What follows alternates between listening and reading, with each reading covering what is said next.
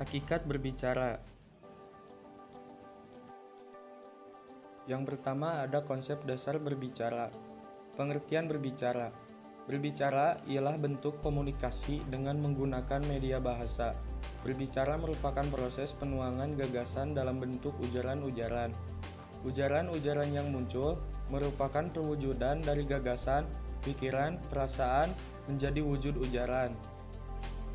Ada beberapa hal yang berkaitan dengan batasan berbicara, berdasarkan teori yang dikemukakan oleh para pakar komunikasi, yaitu yang pertama, berbicara merupakan ekspresi diri, berbicara merupakan kemampuan mental motorik, berbicara merupakan proses simbolik, berbicara terjadi dalam konteks, ruang, dan waktu, berbicara merupakan keterampilan berbahasa yang produktif.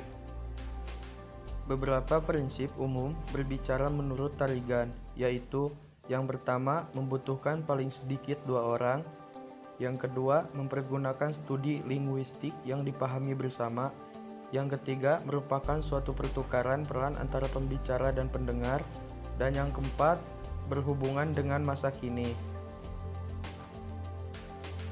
Tujuan dan jenis berbicara. Tujuan utama berbicara adalah untuk menginformasikan gagasan-gagasan kepada pendengar yang harus ditempatkan sebagai sarana penyampaian sesuatu kepada orang lain sesuai dengan gagasan tersebut. Ada juga tujuan-tujuan berbicara dengan menitik beratkan pada efek pembicaraan, yaitu yang pertama, berbicara dengan meyakinkan pendengar, yang kedua, berbicara dengan tujuan mempengaruhi pendengar, yang ketiga, berbicara dengan tujuan memperluas wawasan pendengar, dan yang keempat, berbicara dengan tujuan memberi gambaran tentang suatu objek. Berdasarkan situasi berbicara, dapat dikelompokkan ke dalam 2 jenis, yaitu berbicara formal dan berbicara non-formal. Yang dimaksud dengan bicara formal, yaitu berbicara yang terikat pada aturan-aturan, baik aturan tata krama maupun kebahasaan. Yang kedua, berbicara non-formal, yaitu berbicara yang tidak terlalu terikat pada aturan-aturan berlangsung secara spontan. Berdasarkan keterlibatan pelaku, berbicara dapat dikelompokkan ke dalam 2 jenis, yaitu berbicara individual dan berbicara kelompok. Berbicara individual yaitu berbicara yang dilakukan oleh seorang pelaku pembicara, misalnya pidato. Berbicara kelompok yaitu berbicara yang melibatkan banyak pelaku pembicara, misalnya diskusi dan debat. Berdasarkan alur pembicaraannya, berbicara dapat dikelompokkan ke dalam 2 jenis. Yang pertama, berbicara monologis, dan yang kedua, berbicara dialogis. Berbicara monologis yaitu kegiatan berbicara yang dilakukan searah. Berbicara dialogis yaitu kegiatan berbicara yang dilakukan secara 2 arah. Peranan berbicara dalam keseharian. Berbicara dapat digolongkan ke dalam 2 jenis, yaitu berbicara formal dan berbicara non-formal. Kaitan berbicara dengan keterampilan berbahasa lainnya. Berbicara sebagai suatu keterampilan berbahasa dapat dikaitkan dengan kemampuan berbahasa lainnya, yaitu menyimak, membaca, dan menulis. Hubungan berbicara dengan komponen lain, yaitu yang pertama, hubungan berbicara dengan menyimak beberapa hal yang perlu diungkapkan berkaitan dengan hubungan antara kemampuan berbicara dengan menyimak, yaitu yang pertama, seorang anak belajar berbicara dimulai dengan menyimak.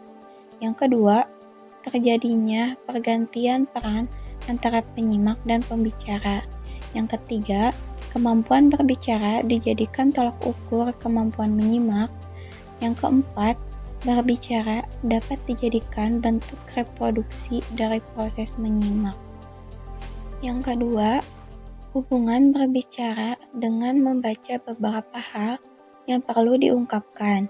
Di sini berkaitan dengan hubungan antara keterampilan berbicara dan membaca, yaitu Yang pertama, berbicara dapat dijadikan bentuk reproduksi dari proses membaca.